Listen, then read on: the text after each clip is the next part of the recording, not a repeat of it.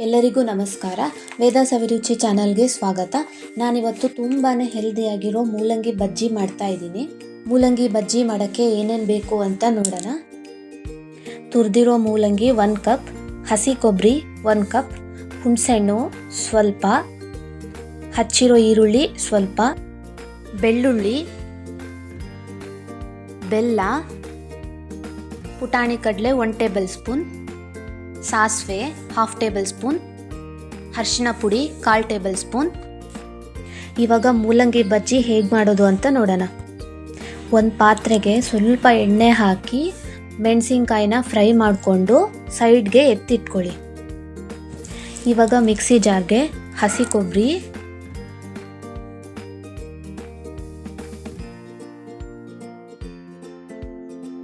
ಪುಟಾಣಿ ಕಡಲೆ, ಬೆಳ್ಳುಳ್ಳಿ, ಕಲ್ಲುಪ್ಪು,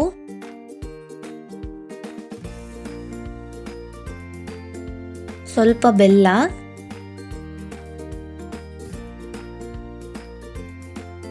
ಕರಿಬೇವು ಮತ್ತೆ ಫ್ರೈ ಮಾಡ್ಕೊಂಡಿರೋ ಮೆಣಸಿನ್ಕಾಯಿ,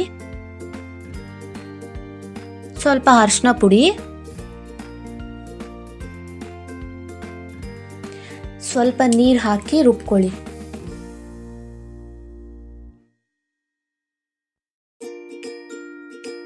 ಇವೆಲ್ಲ ರುಬ್ಕೊಂಡಾದ್ಮೇಲೆ ಕೊತ್ತಂಬರಿ ಸೊಪ್ಪು, ತುರಿದಿರೋ ಮೂಲಂಗಿ, ಸ್ವಲ್ಪ ಹುಣಸೆಹಣ್ಣಿನ ರಸ, ನಿಮ್ಗೆ ಎಷ್ಟು ಬೇಕೋ ಅಷ್ಟು ನೀರು ಹಾಕ್ಕೊಂಡು ತರಿಯಾಗಿ ರುಬ್ಕೋಬೇಕು. ಫುಲ್ಲು ನುಣ್ಣಗೆ ರುಬ್ಕೋಬೇಡಿ, ಟೇಸ್ಟ್ ಚೆನ್ನಾಗಿರೋದಿಲ್ಲ. ಉಪ್ಪು ಹುಳಿ ಖಾರ ನಿಮ್ಗೆ ಹೇಗೆ ಬೇಕೋ ಹಾಗೆ ಅಡ್ಜಸ್ಟ್ ಮಾಡ್ಕೊಳ್ಳಿ. ಇದಕ್ಕೊಂದೊಳ್ಳೆ ಒಗ್ಗರಣೆ ಹಾಕಿದರೆ ಮೂಲಂಗಿ ಬಜ್ಜಿ ರೆಡಿ ಆಗುತ್ತೆ. ಪಾತ್ರೆಗೆ 2 ಸ್ಪೂನ್ ಎಣ್ಣೆ ಹಾಕ್ಕೊಳ್ಳಿ. ಎಣ್ಣೆ ಕಾದ್ಮೇಲೆ ಸಾಸಿವೆ ಹಾಕಿ,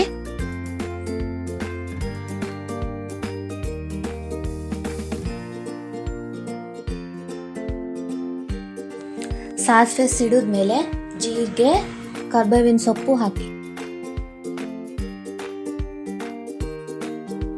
ಸ್ವಲ್ಪ ಹೊತ್ತು ಫ್ರೈ ಮಾಡಿ 2 ಬ್ಯಾಡಗಿ ಮೆಣಸಿನ್ಕಾಯಿ ಮುರಿದು ಹಾಕ್ಕೊಳ್ಳಿ.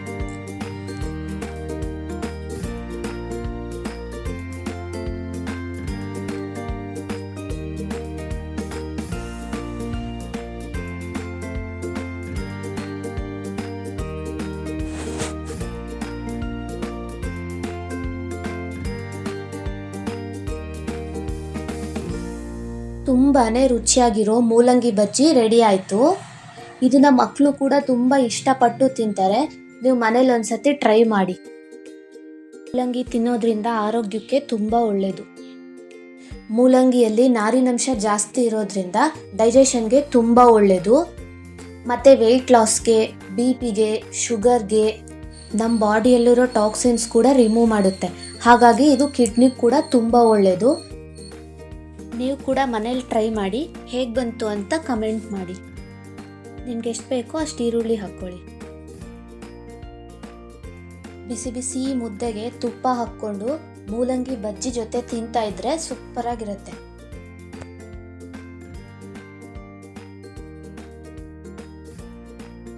ಇನ್ನು ಇದೇ ಥರ ಒಳ್ಳೊಳ್ಳೆ ರೆಸಿಪೀಸ್ಗೆ ವೇದ ಸವಿರುಚಿ ಚಾನಲ್ನ ಸಬ್ಸ್ಕ್ರೈಬ್ ಮಾಡಿ, ಲೈಕ್ ಮಾಡಿ, ಹಾಗೆ ಶೇರ್ ಮಾಡಿ.